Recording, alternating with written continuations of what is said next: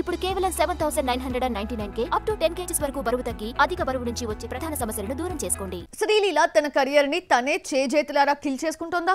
చేతి నిండా సినిమాలున్నా, crazy projects ఉన్నా శ్రీలీల కూడా బాలీవుడ్ మాయలో పడి మరో కీర్తి సురేష్ లా తయారైందా? ఇలాగే చేస్తే ప్రెజెంట్ సెట్స్ పై ఉన్న సినిమాలు తప్ప తెలుగులో మరో ఆఫర్ రావడం కష్టమేనా? ఇంతకీ శ్రీలీల చేయకూడని పని ఏం చేస్తోంది చూద్దామా?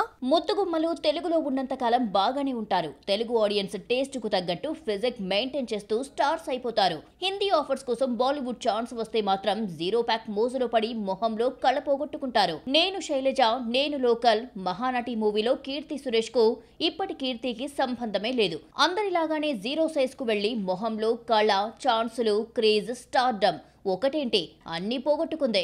ఒకటి అర ఆఫర్స్ తో సరిపెట్టుకుంటూ క్రేజీ ప్రాజెక్ట్స్ కోసం వెయిట్ చేస్తోంది. శ్రీలీలను చూస్తుంటే మరో కీర్తి సురేష్ కనిపిస్తోంది. డెబ్యూ మూవీ పెళ్లి సందడిలో కాస్త బొద్దుగా కనిపించి ఆ తర్వాత సినిమాకు తగ్గుతూ వచ్చింది.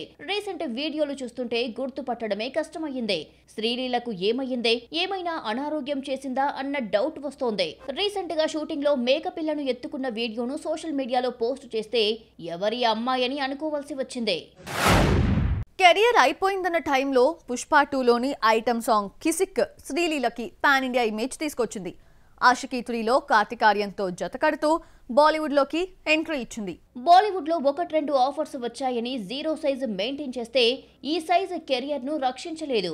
శ్రీలీల ఇంతవరకు పర్ఫార్మెన్స్ తో నటిగా నిరూపించుకుంది లేదు. అదృష్టమే ఎల్లకాలం రక్షిస్తుంది అనుకుంటే పొరపాటే. ఆ మధ్య ఇన్స్టాలో పెట్టిన ఓ వీడియో చూస్తే బక్క చిక్కి శ్రీలీలకు డూప్లా కనిపించింది. నేను జీరో ప్యాక్ తోనే ఉండాలంటే ప్రస్తుతం నటిస్తున్న మాస్ జాతర, ఉస్తాద్ భగత్ సింగే తెలుగులో లాస్ట్ మూవీస్ అవుతాయి. హీరోయిన్స్ అన్న తర్వాత స్లిమ్ గా ఉండాలి అనుకోవడంలో తప్పు లేదు. మరీ కళాకాంతి లేని ఫేస్ ను కోరుకోవాలా అన్న కామెంట్స్ వినిపిస్తున్నాయి. జీరో సైజ్ కు బాలీవుడ్ బ్రహ్మరథం పడుతుంది అనుకుంటే పొరపాటే. సక్సెస్ లేకపోతే కన్నెత్తి కూడా చూడరు. ఇదంతా హిందీ సినిమాల కోసమే అనుకుంటే అంతకన్నా తెలివి తక్కువ పని మరొకటి ఉండదు. బేబీ జాన్ ఫ్లాప్ తర్వాత కీర్తి సురేష్ కు మరో బాలీవుడ్ ఆఫర్ దక్కలేదు.